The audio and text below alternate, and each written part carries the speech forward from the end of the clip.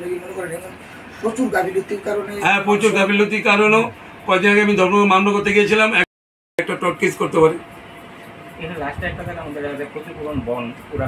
না যদি কোর্ট বুক হয়েছে। এই যে আমাদের ইয়ে ছিল, প্যারা পোর্শন ছিল, প্যারা 2 ছিল আমাদের পিটিশনদের এলাকায় ছিল 12% ইন্টারেস্ট ক্ষতিপূরণের জন্য মামলা। কারণ হাইকোর্ট তো মহিলার পক্ষে দিয়েছে, হাইকোর্ট এবং ডাইরেকশন দিয়েছে এই কপিটা পাওয়ার পরে 1 মাসের মধ্যে ব্যাংকের উপর ছাড়ছে। হ্যাঁ, ব্যাংকের উপরে 3 বছর ধরে পেনশন পেল না, এটা কোনো নেই বলে আমাদেরকে পেনশন দিচ্ছে না।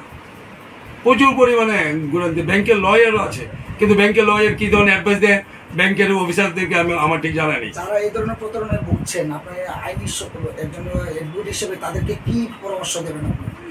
এই মামলাতে যেভাবে পরামর্শ দিয়েছি সেভাবে দেব। আইনটা তো সবার জন্য সমান।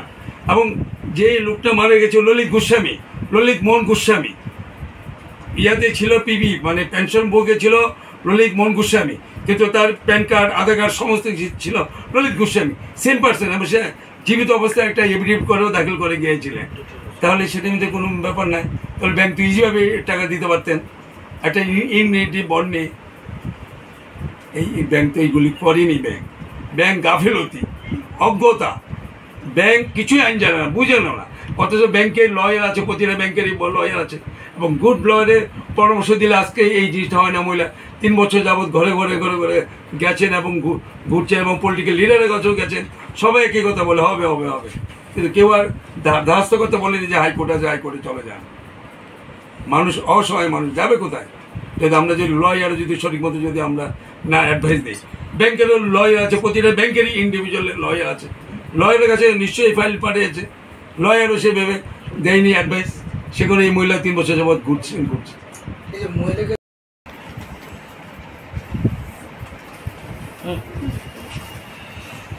Punjab national bank, that is Udaipur ব্রাঞ্চে কর্তৃপক্ষের অমানবিক গাফিলতির ফলে বৃদ্ধা মহিলা 3 বছর পারিবারিক পেনশন পাওয়া থেকে বঞ্চিত। এই হলো হেডলাইনে।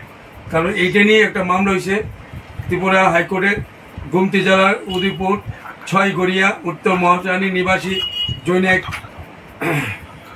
ললিত মোহন গোস্বামী ত্রিপুরা সরকারি পিডব্লিউডি RNB দপ্তরে সিনিয়র হেল্পার পদে কর্মরত থাকিয়া চাকরির বয়সীমা অতিক্রম এর 1 মার্চ 2006 সনের অবসর গ্রহণ করার পর ললিত মোহন গোস্বামীর নামে পেনশন বুক ইস্যু করা হয়, যার নাম্বার সাসেন্সাস, এবং ওই পেনশন বুকে মূল তৎকালীন UBI ব্যাংকের উদয়পুর শাখায় স্বামী স্ত্রী ললিত গোস্বামী ও গীতা গোস্বামী 28 মার্চ 2006 তারিখে যৌথ নামে একটি SBI অ্যাকাউন্ট খুলে নিয়মিতভাবে তাদের মাসিক পেনশন তুলতেন। টাকা তোলার প্রথা ছিল আইদার অর সার্ভাইভার। এখন উল্লেখযোগ্য যে পুরো নাম ললিত মোহন গোস্বামী হওয়া সত্ত্বেও কর্মরত দপ্তর ছাড়া আত্মীয় স্বজন বন্ধুবান্ধব ও পাড়ায় তিনি ললিত গোস্বামী নামেই সর্বাধিক পরিচিত ছিলেন। তার Aadhaar card, PAN card, ration card, voter ID card, marriage registration certificate ইত্যাদি ললিত গোস্বামী নামেই নথিভুক্ত হয়। ললিত গোস্বামী জীবিত অবস্থায় 6 সেপ্টেম্বর 2013 তারিখের এফিডেভিটের দ্বারা সম্পর্কিত বিভিন্ন অফিসে অবগত করেন যে ললিত মোহন গোস্বামী ও ললিত গোস্বামী একই ব্যক্তি। পরবর্তী সময় 2021 সনে UBI bank, Punjab national bank এর সাথে একত্রীকরণ হওয়ার পরেও অ্যাকাউন্ট নম্বর ও নামের কোনোরূপ পরিবর্তন হয় নাই। কিন্তু আশ্চর্য বিষয় এই যে বিগত 29 মে 2012 সালে ললিত গোস্বামী মৃত্যুর পর তার বিধবা স্ত্রী শ্রীমতী গীতা গোস্বামী স্বামী ডেথ সার্টিফিকেট ও প্রয়োজনীয় কাগজপত্র ব্যাংকে জমা দেওয়া পারিবারিক পেনশন প্রদানের দাবি করিলে অনেক তাল বাহানা করার পর পাঞ্জাব ন্যাশনাল ব্যাংক অফিস থেকে জানান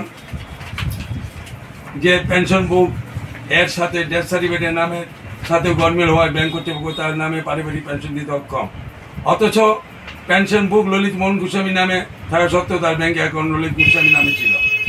তৎসত্ত্বেও দীর্ঘ 16 বছর যাবৎ নিয়মিতভাবে ব্যাংক কর্তৃপক্ষ ললিত গোস্বামী নামেই পেনশন প্রদান করছিলেন।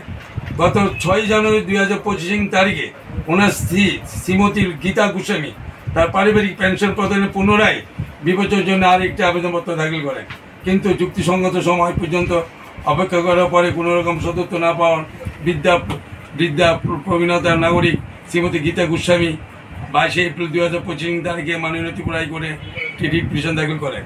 বিগত 1 মে 2025 তারিখে মাননীয় বিচারপতি শ্রী অমরনাথ গৌর মহাশয় মামলাটি শুনানিক্রমে পাঞ্জাব ন্যাশনাল ব্যাংক উদয়পুর শাখার ব্রাঞ্চ ম্যানেজারকে 6 জানুয়ারি 2025 তারিখে আবেদনকারিনীর আবেদন অনুসারে রায় দানের কপি পাওয়ার 1 মাসের মধ্যে পারিবারিক পেনশন দেওয়ার জন্য আদেশ দেন।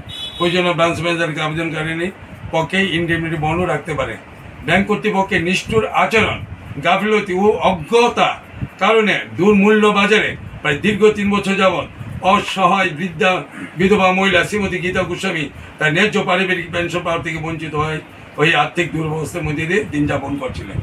এই একটা মামলাতে রীতিমতো সাংঘাতিক ব্যাপার হয়েছে। 3 বছরে এই মহিলা ঘরে ঘরে গেছেন, অনেকের কাছে গেছেন বুদ্ধির জন্য, কেউ ওনাকে সব উত্তর দেয়নি।